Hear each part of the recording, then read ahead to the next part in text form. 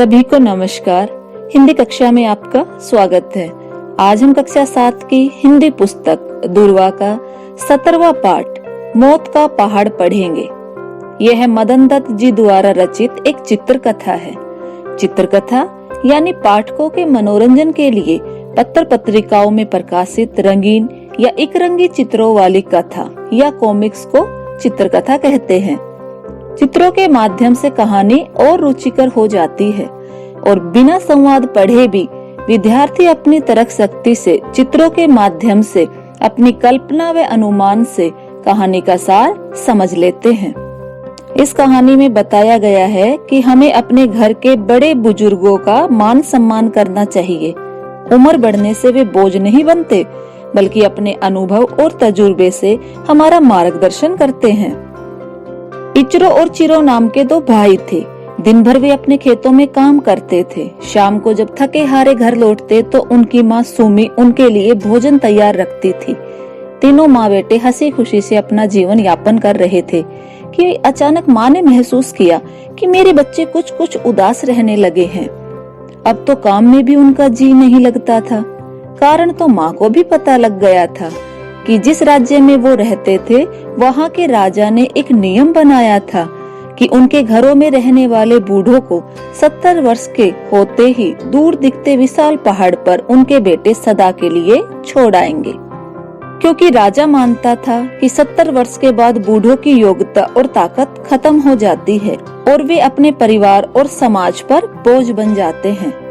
पर राजा के नियम में यह बात भुला दी गई थी कि बूढ़े लोग अपना वर्षों का अनुभव और ज्ञान अपने बच्चों को दे सकते हैं। और एक दिन चिरो इचरो की माँ ने कहा, मेरे बच्चों, आज मैं 70 वर्ष की हो गई हूँ, तो आज जी भरकर बातें कर लो, क्योंकि कल सुबह तो तुम मुझे उस पहाड़ पर छोड़ आओगे जिससे कोई लौटकर नहीं आता। माँ के मुँह से ऐसी बात सुनकर चिरो इचरो जोर जोर से रोने लगे। नहीं माँ, हम तुम्हें वहाँ नहीं जाने देंगे। तुम बूढ़ी थोड़े ना हो, तुम तो इतनी चुस्त दुरुस्त और बुद्धिमान हो। तुम हम पर बोझ नहीं हो। नहीं माँ, नहीं। मायूस माँ ने कहा, पर बच्चों, अब और कोई चारा भी तो नहीं है। राजा का नियम है तो मानना तो पड़ेगा ही। और सुबह जल्दी उठकर सुम्मी ने बच्चों के लिए खाना बनाया, सभी सामान जगह पर रखे और आंखों में आंसू लिए घर का एक एक कोना आखिरी बार देखने लगी। आखिरकार दोनों भाई माँ को लेकर उस पहाड़ की ओर निकल पड़े। यात्रा काफी लंबी थी, पर कर क्या सकते थे। कहते हैं ना, माँ की ममता का कोई मोल नहीं। बिल्कुल सही बात है। सुमी तो अब वापस नहीं आने वाली थी, पर कहीं उसके बच्चे रास्ता न भूल जाए, इसलिए वह रास्तों में खड़े सरकंडों को तोड़कर गिराती जा रही थी, ताकि उसके बच्चे वापसी में सही रास्ता देखकर घर आ सके। उस विशाल पहाड़ पर पहुंचकर सुमी ने कहा, जुग जुग जियो मेरे लाडलो, अपना ध्यान रखना, दोनों भाई साथ में रहना और जिस रास्ते से आए थे उसी से वापस जाना। चिरो और इचरो ने गले लगकर आखिरी बार माँ को अलविदा कहा और माँ को वहीं छोड़कर दोनों वापस लौट पड़े। पूरे रास्ते दोनों भाई रोते रहे कि अब माँ के बिना घर कितना सूना लगेगा। काम से लौटकर घर आएंगे तो मुस्कुराती माँ अब नहीं दिखेगी। वो माँ जिसने हमें जन्म दिया, दुख तकलीफ उठाकर बड़ा किया, हमने उसी माँ को जंगलों में छोड़ दिया। कितना भयानक और शर्मनाक काम किया। ये सोचते सोचते दोनों भाइयों को रास्ते में काफी देर हो गई थी कि तभी बर्फ भी गिरने लगी और अंधेरे ने भी अपना रूप फैला लिया।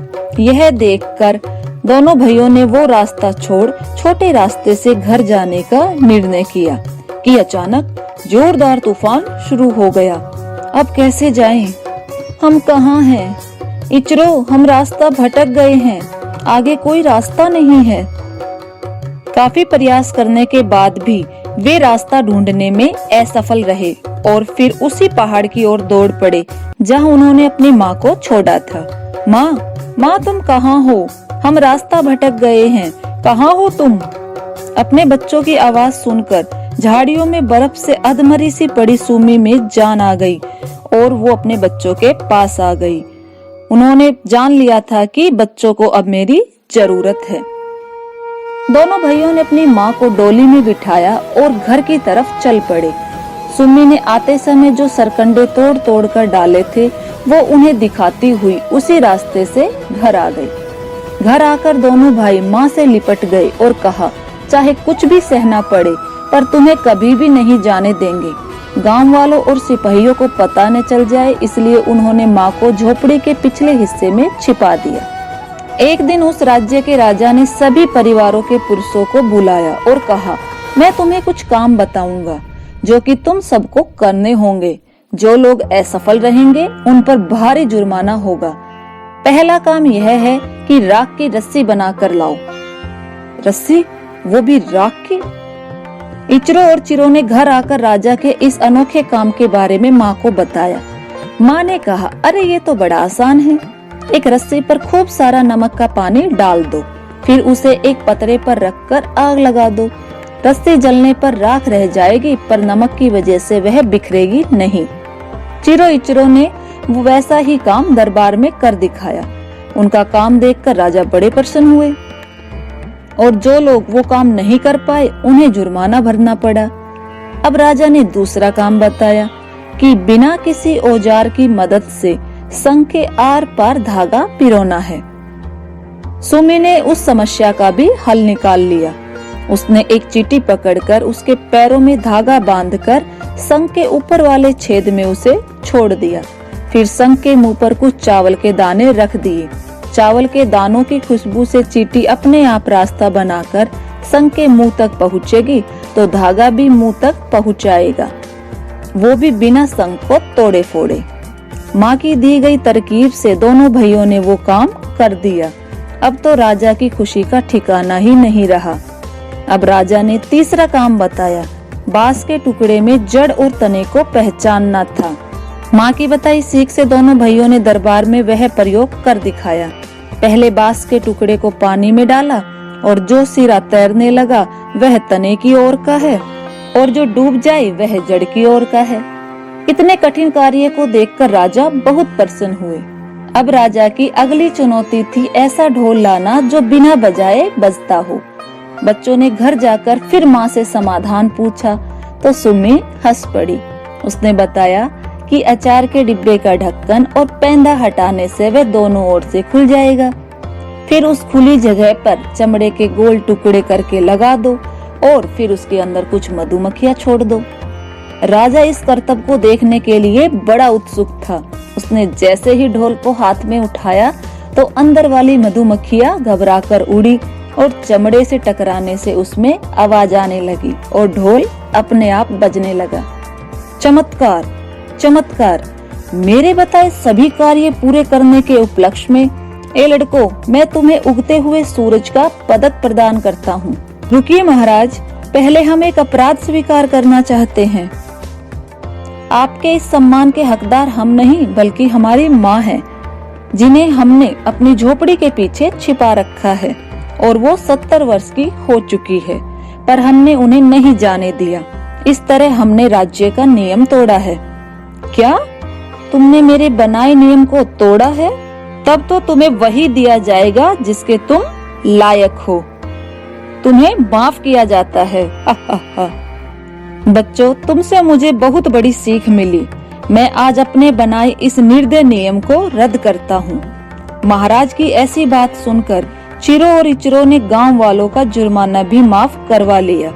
साथ ही राजा ने ऐसे कोष बनाने की घोषणा की कि जिसकी सहायता से सभी अपने बूढ़े माता पिता की अच्छी तरह से परवरिश कर सके। थोड़ी ही देर में सुमी को दरबार बुलाया जाता है।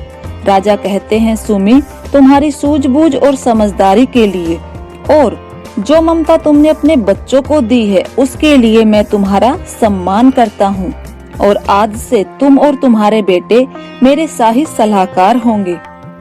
और उस दिन से मौत का पहाड़ सूना पड़ा है, क्योंकि अब किसी अभागे बेटे को अपने प्यारे माँ बाप को वहाँ छोड़ने नहीं आना पड़ता। तो बच्चों, हम सब कुछ बदल सकते हैं, लेकिन पूर्वज नहीं। बड़े बुजुर्ग परिवार की शान है। हमारे बड़े बुजुर्ग हमारा स्वाभिमान है, हमारी धरोहर है। उन्हें सहेजने की जरूरत है। बुजुर्ग अनुभवों का वह खजाना है जो हमें जीवन पथ के कठिन मोड़ पर उचित दिशा निर्देश देते हैं। हमें उन्हें सहेजने की जरूरत है।